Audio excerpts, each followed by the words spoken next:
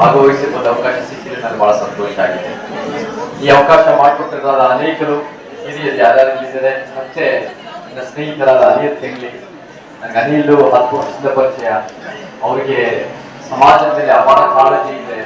ಮತ್ತೆ ಅಂಥವ್ರು ನಮ್ಮ ಪ್ರತಿನಿಧಿಗಳಾಗ್ತಾರೆ ನಾಳೆ ದಿನ. ಮತ್ತೆ ಮುಖ್ಯವಾಗಿ ವಿಜಯ್ ಕುಮಾರ್ ಸಾಲಿಮನೆಯವರು, ಅವ್ರ ಜೊತೆ ನಾನು ಸ್ವತಃ ಮಾತಾಡಿದೆ. ಅವರು ಇತಿಹಾಸದ ಪ್ರೊಫೆಸರ್. ಇತಿಹಾಸ ಅನ್ನೋದು ನಾವು ಅರ್ಥ ಮಾಡ್ಕೊಳ್ಳೋದಂತೆ ತಳಮಟ್ಟದಿಂದ ಅರ್ಥ ಮಾಡ್ಕೋಬಹುದು.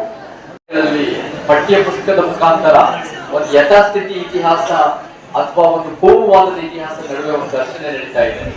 ಒಂದು ಬರಗೂರು ರಾಮಚಂದ್ರಪ್ಪ ಪಠ್ಯ ಪುಸ್ತಕ ಮತ್ತು ರೋಹಿತ್ ಚಕ್ರತೀರ್ಥ ಪಠ್ಯ ಪುಸ್ತಕ. ನಮ್ಮಂತ ಸಮಾನತಾವಾದಿಗಳಿಗೂ ಎರಡು ಬೇಡ, ನಮಗೊಂದು ಸಮಾಜದ ಪಠ್ಯ ಪುಸ್ತಕ ಬೇಕಿದೆ. ಅದನ್ನ ತಳಮಟ್ಟದಿಂದ ನೋಡೋದು ಈ ಇತಿಹಾಸದವರು ನೋಡ್ಬೇಕು, ಹೇಳ್ಕೊಡ್ಬೇಕು, ನಮ್ಮ ವಿದ್ಯಾರ್ಥಿಗಳು ನೋಡ್ಬೇಕು. ಮತ್ತೆ ನನಗೆ ಕಲಬುರಗಿ ಬರೋದು ಬಹಳ ಸಂತೋಷ ಆಗುತ್ತೆ. ಯಾಕಂದ್ರೆ ನಾನು ನಿಜ ಹೇಳ್ಬೇಕಂದ್ರೆ ಬೆಂಗಳೂರಿನಲ್ಲಿರೋದು, ಬೆಂಗಳೂರಿಂದ ಹೊರಗೆ ಎಲ್ಲಾದ್ರೂ ಬಂದಿದ್ದೀನಿ ಅಂದ್ರೆ ಅದು ಮೈಸೂರು ಅಲ್ಲ, ತುಮಕೂರು ಅಲ್ಲ, ಕೋಲಾರಗೂ ಅಲ್ಲ, ಹೆಚ್ಚು ಸರಿ ಏನಾದ್ರು ಬಂದಿದ್ದೀನಿ ಅಂದ್ರೆ ಅದು ಕಲಬುರಗಿಗೆ. ಕಲಬುರಗಿ ಇಷ್ಟಲ್ಲಿ ಬಂದಿರೋದು ಯಾಕೆ ಅಂದ್ರೆ ಕಲಬುರಗಿನಲ್ಲಿ ಒಂದು ಪ್ರತಿರೋಧದ ಸಂಸ್ಕೃತಿ, ಒಂದು ಹೋರಾಟದ ಚಳುವಳಿ ಬಹಳ ಗಟ್ಟಿಯಾಗಿದೆ.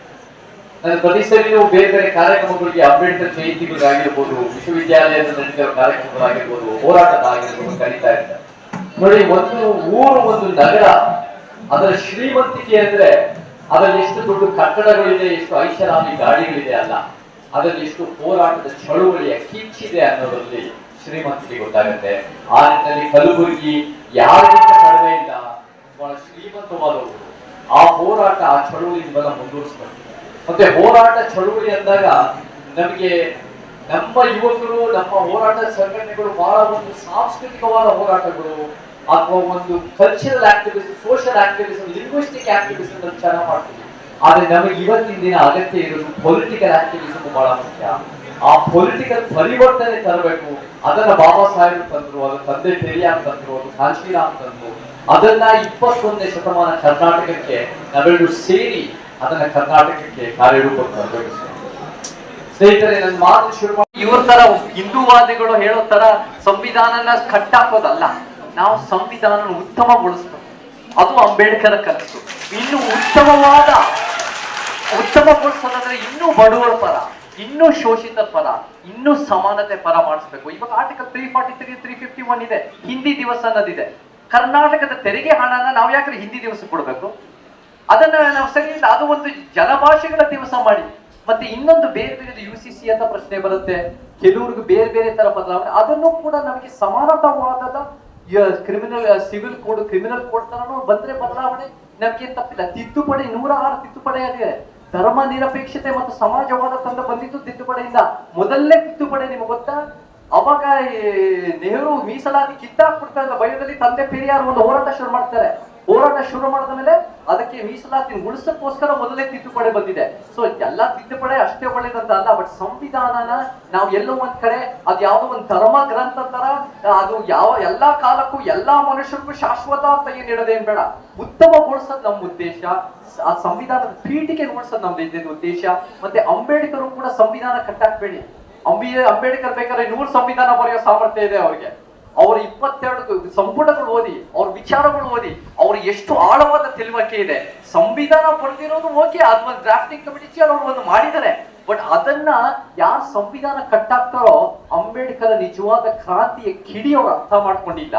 ಅದು ಬಿಟ್ಟು ಸಂವಿಧಾನ ಒಂದು ಸೀಮಿತ ಮಾಡಿದ್ರೆ ಅಂಬೇಡ್ಕರ್ ಸಂವಿಧಾನ ಬರೀದೇ ಇದ್ರು ಅಷ್ಟೇ ಶ್ರೇಷ್ಠವಾಗಿರ್ತಾ ಇದ್ರು ಅನ್ನೋದು ನನ್ನ ವಾದ. ಅದನ್ನ ಈ ಯಥಾಸ್ಥಿತಿ ಸಮಾಜ ಸಂವಿಧಾನ ಶಿಲ್ಪಿ ಅಂತಾರೆ. ಸಂವಿಧಾನ ಶಿಲ್ಪಿ ಆಗಿರ್ಬೋದು, 100 ಸಂವಿಧಾನ ಬರೆಯೋ ಸಾಮರ್ಥ್ಯ ಇದೆ, ಹೊರತು ಒಂದಕ್ಕೆ ಸೀಮಿತ ಮಾಡೋದನ್ನ ಅರ್ಥ ಇಲ್ಲ. ಸರ್, ಮನುವಾದ ಅಂತ ನೀವೇನ್ ಅರ್ಥ ಮಾಡ್ಕೋಬೇಕು? ಇವತ್ತಿನ ದಿನ ಮನುವಾದ ನಾವು ಅರ್ಥ ಮಾಡ್ಕೋಬೇಕು. ಮನುವಾದ ಹಿಂದುತ್ವವಾದ ಅಲ್ಲ. ನೀವು ಅಂಬೇಡ್ಕರ್ ಹೋದ್ರೆ, ನೀವು ಪೆರಿಯಾರ್ ಹೋದ್ರೆ, ನೀವು ಕಾಂಶಿರಾಮ್ ಹೋದ್ರೆ, ಗಾಂಧಿವಾದನೇ ಆಧುನಿಕ ಮನುವಾದ. ಈ ಯಥಾಸ್ಥಿತಿವಾದನೇ ಮನುವಾದ. ನಮ್ಮ ರಾಜ್ಯ ಸರ್ಕಾರನೇ ಮನುವಾದ. ಮನುವಾದ ಅಂದ್ರೆ ಯಥಾಸ್ಥಿತಿ, ಅದು ಒಂದು ಈ ಶ್ರೇಣಿಕೃತ ವ್ಯವಸ್ಥೆಯನ್ನು ಉಳಿಸಿರೋದು. ಹಿಂದುತ್ವ ಅದು ಬೇರೆ ವಾದ.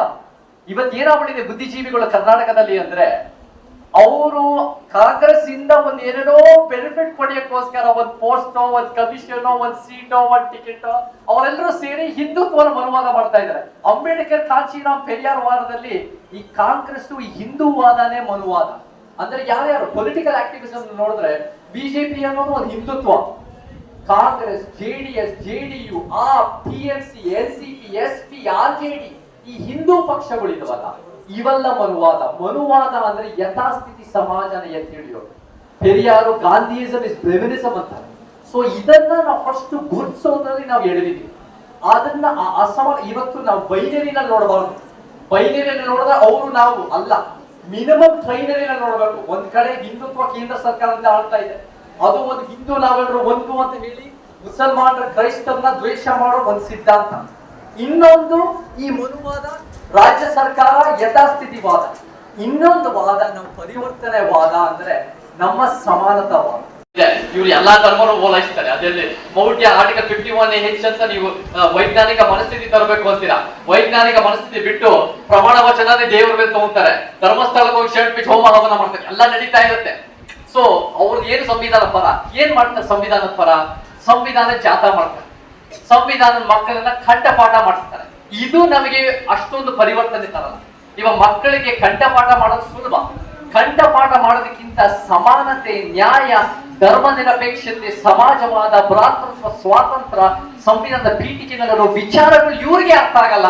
ಹೆಂಗ್ ಅರ್ಥ ಆಗಿಸ್ಬೇಕು? ನಾವು ಇವತ್ತಿನ ದಿನ ನಾವು ಕಾನ್ಸ್ಟಿಟ್ಯೂಷನ್ ಕ್ಲಾಸಸ್ ಕೊಡ್ತಾರೆ. ಕಾನ್ಸ್ಟಿಟ್ಯೂಷನ್ ನಿಮ್ಮ ಪೊಲಿಟಿಕಲ್ ಸೈನ್ಸ್ ಟೀಚರ್ ಹೇಳ್ತಾ ಇದ್ರು ಕಾನ್ಸ್ಟಿಟ್ಯೂಷನ್ ಹೇಳ್ಕೊಡ್ತಾರೆ ಅಂತ. ನಮಗೆ ತಳಮಟ್ಟದಿಂದ ಈ ಕಾನ್ಸ್ಟಿಟ್ಯೂಷನ್ ಕ್ಲಾಸಸ್ಗಳು ಈ ಒಂದು ರೀತಿ ಯೋಚನೆಗಳು ಹೇಳ್ಕೊಡ್ಬೇಕು. ವಿ ಮಸ್ಟ್ ಅಂಡರ್ಸ್ಟ್ಯಾಂಡ್ ದ ಪೀಠಿಕೆ. ಪೀಠಿಕೆನಲ್ಲಿ ಕಂಠಪಾಠ ಮಾಡೋದು ಅಥವಾ ಸಂವಿಧಾನ ಇವತ್ತು ಎಷ್ಟು ಸಲ ಹೇಳ್ತಾರೆ ಸಂವಿಧಾನ ಬದಲಾಯಿಸ್ಕೊಡ್ತಾರೆ. ಈ ತರ ತುಂಬಾ ಕೂಡ್ಸೋದು ಇರ್ಲಿ. ಸಂವಿಧಾನ ಯಾರು basic structure of the constitution ಯಾರು ಬದಲಾಯಿಸಕ್ ಆಗಲ್ಲ.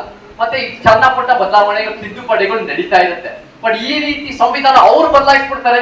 ನಾವು ಸಂವಿಧಾನದ ಒಂದು ಕಸ್ಟೋಡಿಯನ್ಸ್ ಅನ್ನೋ ಒಂದು ಭ್ರಮೆ ಸುಳ್ಳು.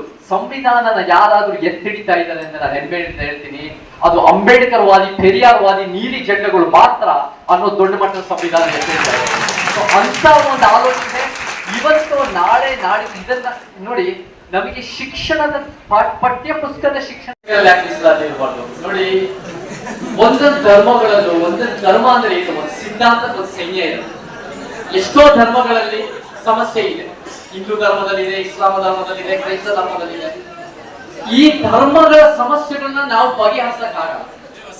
ಅವೆಲ್ಲ ಒಂದು ರೀತಿ ನನ್ನ ಪ್ರಕಾರ ಸರ್ಕಾರದ ಆಲೋಚನೆ ಕೂಡ ಧರ್ಮಗಳ ನಿರಪೇಕ್ಷತೆ ಇರಬೇಕು. ಅಂದ್ರೆ ನನ್ನ ವಾದದಲ್ಲಿ ಸರ್ಕಾರದ ಅಡಿಯಲ್ಲಿ ಈ ಗುಡಿಗಳು ಇರಬಾರ್ದು.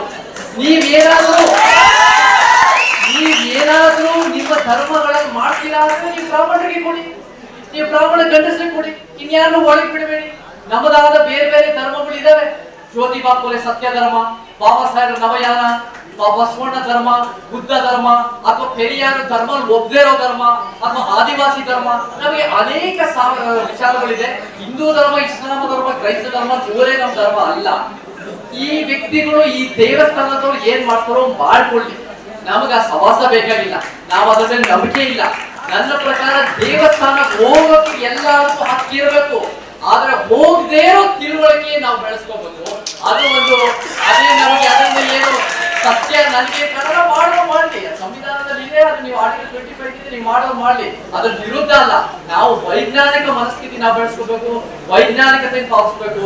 ನಾವು ಉತ್ತಮ ಸಮಾಜ ವೈಜ್ಞಾನಿಕವಾಗಿ ಕಟ್ಟಬೇಕು.